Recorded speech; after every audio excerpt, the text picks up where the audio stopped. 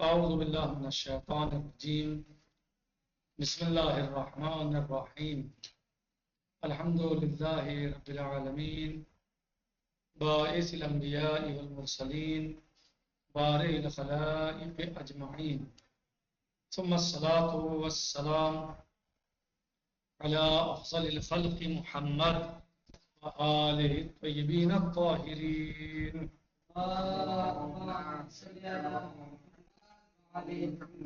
وعجل فرجهم. ہمارا درس اور گفتگو کتاب اصول عقائد میں چل رہا ہے امامت کے ذیل میں، اور کل ہم نے اس کتاب کا تیسرا درس شروع کیا تھا جس کا عنوان تھا امام کے لیے ضروری شرائط اور خصوصیات۔ اس کے ذیل میں ہم نے کل پڑھا تھا پہلی جو خصوصیت یا شرط ہے وہ تھی امام کا معصوم ہو، جس کو ہم نے تفصیل کے ساتھ پڑھا اور قدر ممکن کوشش کی سمجھنے اور سمجھانے کی۔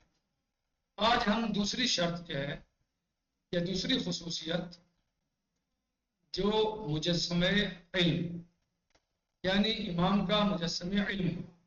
دوسری شرط کیا ہے کہ امام مجسمہ علم ہو، یعنی امام عالم ہو، اپنے زمانے کا سب سے بڑا عالم ہو، اس سے بڑھ کر کوئی زمانے میں علم نہ رکھتا ہو۔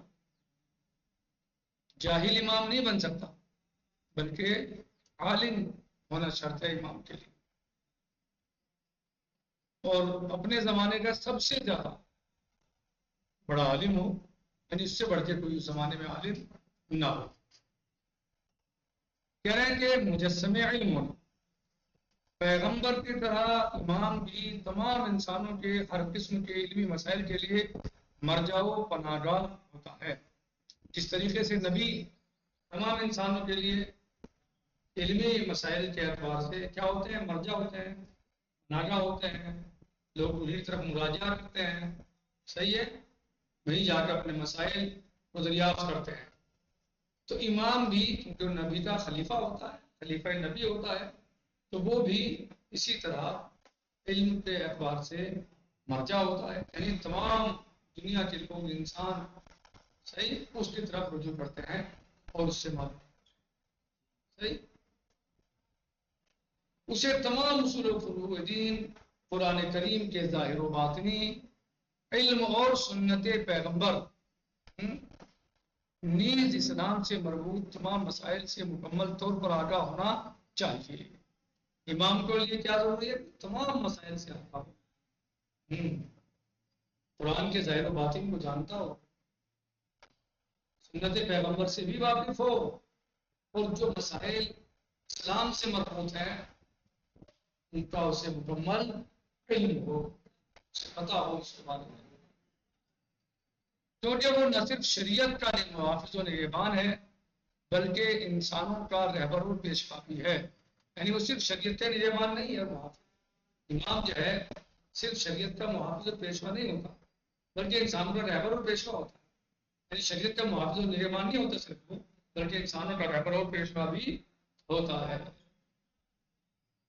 ایسے اشخاص جو پیچیدہ مسائل کے پیش آنے پر پریشان ہو جائیں اور دوسروں کی طرف دست سوال دراز کریں اور ان کا علم و شعور اسلامی معاشرے کو پیش آنے والے مسائل کا حل پیش کرنے سے قاصر ہو، وہ ہرگز منصب امامت اور دنیا کی رہبری کے عہدے پر فائز نہیں ہو سکتے۔ یعنی جن لوگوں کے پاس علم و شعور نہیں ہے، اور علم و شعور اگر ہے تو بہت محدود ہے، بہت کم ہے، وہ پیچیدہ مسائل کا حل نہیں بتا سکتے، پیچیدہ مسائل کو حل نہیں کر سکتے۔ اگر کوئی ان سے کوئی پوچھ لے تو وہ خود دوسرے کی طرف اس کے سوال کو جو ہے بڑھا دیتے ہیں۔ تو ایسے لوگ جو ہیں وہ سماج و معاشرے کے لیے، اس کی فلاح و بہبود کے لیے امام و رہبر نہیں ہو سکتے، اور ایسے لوگ ہرگز منصب امامت پر فائز اور دنیا کی رہبری کے عہدے پر فائز نہیں ہو سکتے۔ نہ وہ منصب امامت کو سنبھال سکتے ہیں، نہ ایسے عہدے پہ فائز ہو سکتے ہیں، اور نہ ہی وہ دنیا کی رہبری کر سکتے ہیں۔ بس قبضہ کر کے آدمی زبردستی ظلم و تشدد کے ذریعے حکومت قبضہ لے تو غلط چیز ہے، اور لوگوں کے وہ اپنے آپ کو رہبر بتانے لگے۔ حقیقت یہ ہے کہ اگر علم نہیں ہے تو پھر وہ دنیاوی اعتبار سے انسانوں کے رہبر نہیں ہو سکتے. کیونکہ دنیاوی اعتبار سے بھی دنیا کے لیے بھی رہبری، دنیا کی رہبری کے لیے بھی علم اور شعور کی ضرورت ہے. علم کی ضرورت ہے.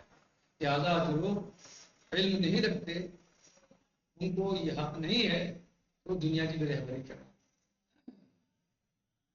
لہٰذا ایسے لوگوں کے لیے حاکم بننا کسی بھی اعتبار سے مناسب نہیں ہے، بلکہ حاکم بننا اسی کا حق ہے کہ جو علمی حوالے سے اپنے وقت کا سب سے بڑا عالم، سب سے بڑا ہے متقی، پرہیزگار، اور لفظ بدل کیا جائے کہ مقام عصمت پر فائز ہے.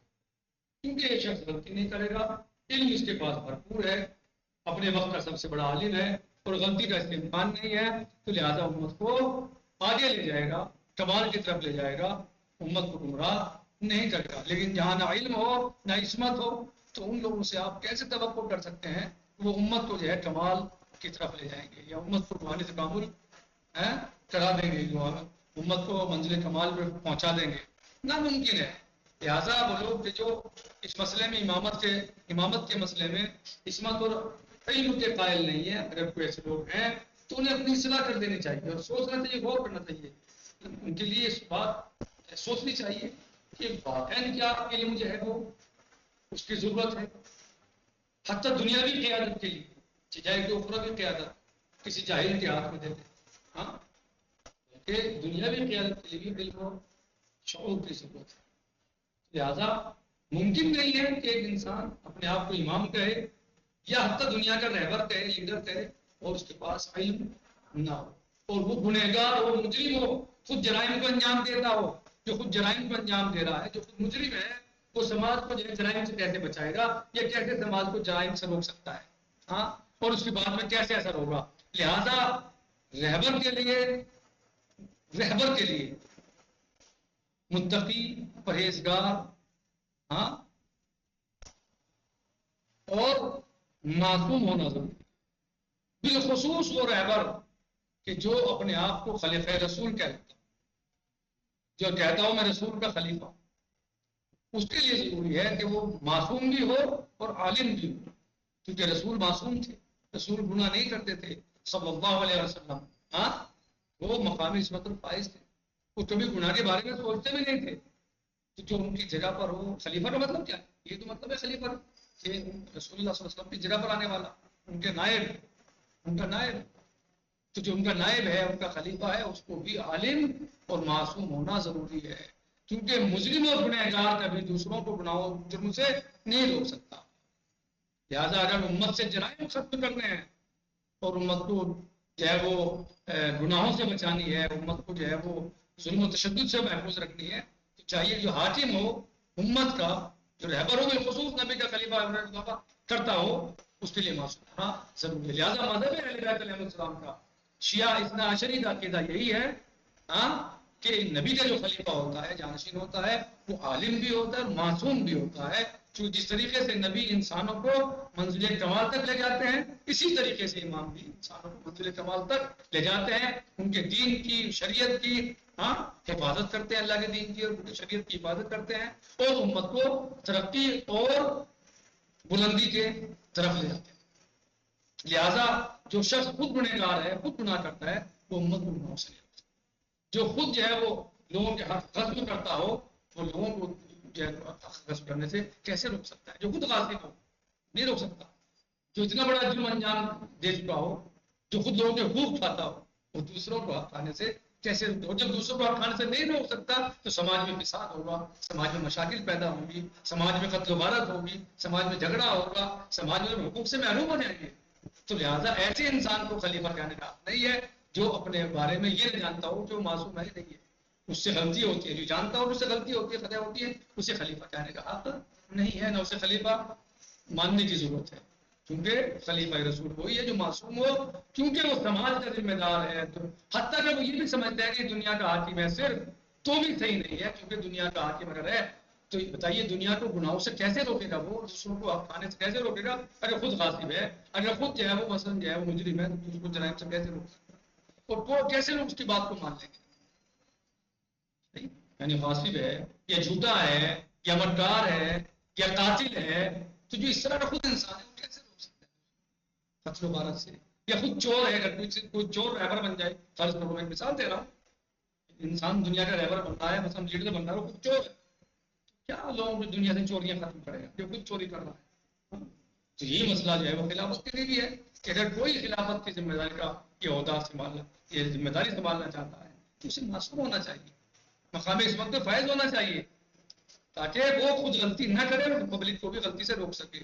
وہ خود غلطی کرے گا تو پبلک کو نہیں روک سکتا، اور روکے گا بھی تو اس کی بات میں اثر نہیں ہوگا، جب اثر نہیں ہوگا تو سماج اور معاشرہ درہم برہم ہو کے رہ جائے گا۔ لہذا نبی صلی اللہ علیہ وسلم کا جو نائب الخلیفہ ہو وہ معصوم بھی ہو اور عالم بھی ہو۔